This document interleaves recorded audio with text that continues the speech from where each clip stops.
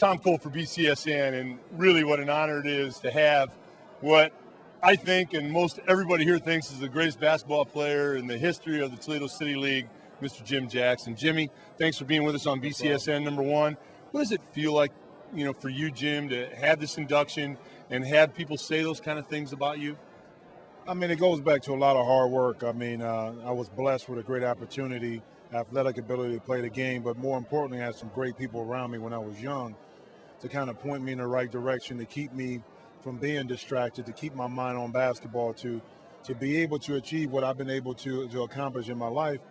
And a lot of times those people don't get the credit that they deserve, but I'm here to give it to them each and every day.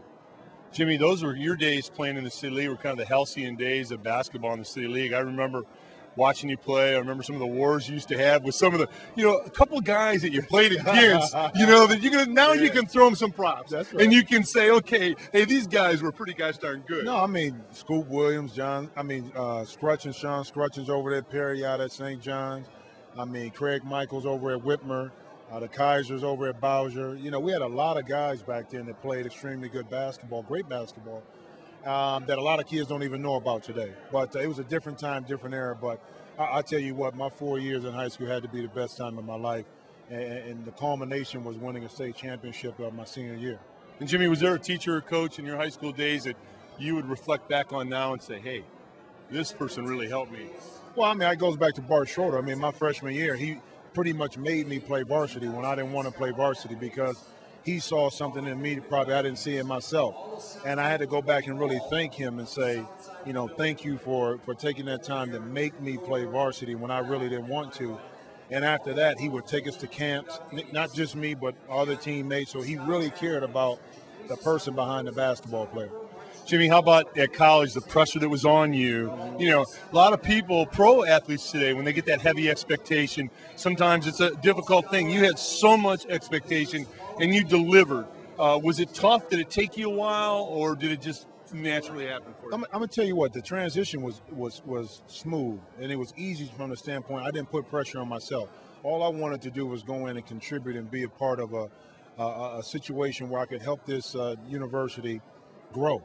The pieces of the puzzle were already there with Perry, Trigg, with Mark, right, with Jamal, with Chris, Bill Robinson. Those guys were already there. All I had to do was add my presence. So the pressure, I didn't put it on myself to say I have to make this team better. I think I just allowed my play to do that. Jim, one guy, and I know it's difficult to do this, but give me one guy in college that you were up against that you said, kind of the wow factor. He kind of wowed you. You said, this guy's got real skills. I'm going to tell you what, my freshman year, LeBradford Smith, when we played Louisville, at the guard position was 6'2", 6'3", could really play. As I got a little further, Steve Smith, at 6'7", 6'8", he was playing the point guard at Michigan State. We had some tremendous battles. I was fortunate to play, in the Big Ten at a time where these guys were tough. Terry Mills, Ramil Robinson, right, over at Illinois with Kendall Gill and that group. The guys at Purdue with Scheffler and those big guys. So Cal Pacino, Indiana. It was an era where you had to come out and grind it. And you had to cut your teeth each and every night. Jimmy, the NBA is totally a different animal than college, and you go to the NBA and you excel there year after year after year. Points, rebounds, you do anything that a coach asks you to do, and sacrifice your game somewhat at times personally to help the team. Was that hard for you? Because you always were a team guy. Well, no, the toughest part is that, it's just like life. You go to a new team, you have to sacrifice something, and how can you best benefit out of that situation? You have to be a team player, but at the same time, your game is suffering, and there's really not a lot you can do. Right.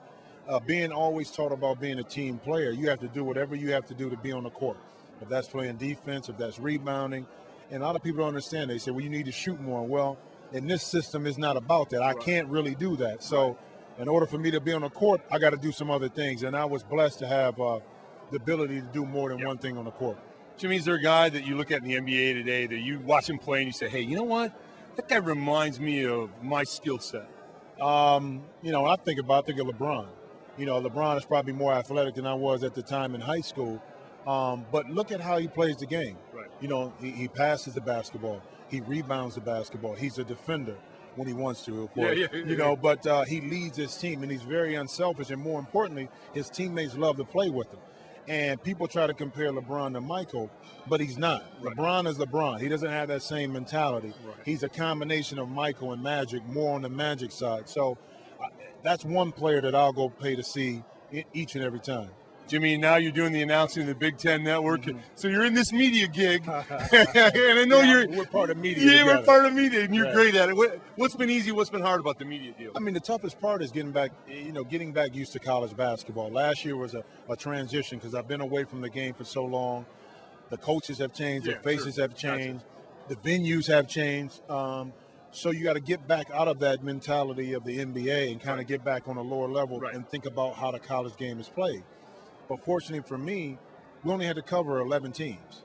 So the transition wasn't as bad because once we got into it, we really got to know the coaches and the players really well because we didn't have to worry about covering the ACC or the Pac-10, those conferences. We were focused on the Big Ten, which made the transition easier. And I'm going to tell you what, the guys at the Big Ten, Dave Repson and Coach Katie, and Dave makes the transition easy because he's such a great he's a pro. Yeah. Jimmy, we are honored to have you on BCSN. Enjoy your night. Nobody deserves it more. And everything you've done for the Toledo community, giving back to the community, never forgetting your community, helping young people. We're real proud of you, Jim. Thanks so much. Thank you. And I thank you guys too. Congratulations, BCSN, for, I think, really giving a platform for these youth, the young kids, no matter what sport, so people can see them. They really can enjoy them. And when times they can't get out to the game, they can pop it on and watch TV. So congratulations to you as well. Thanks, Jimmy. Enjoy your night. You got it. Tom Cole for BCSN.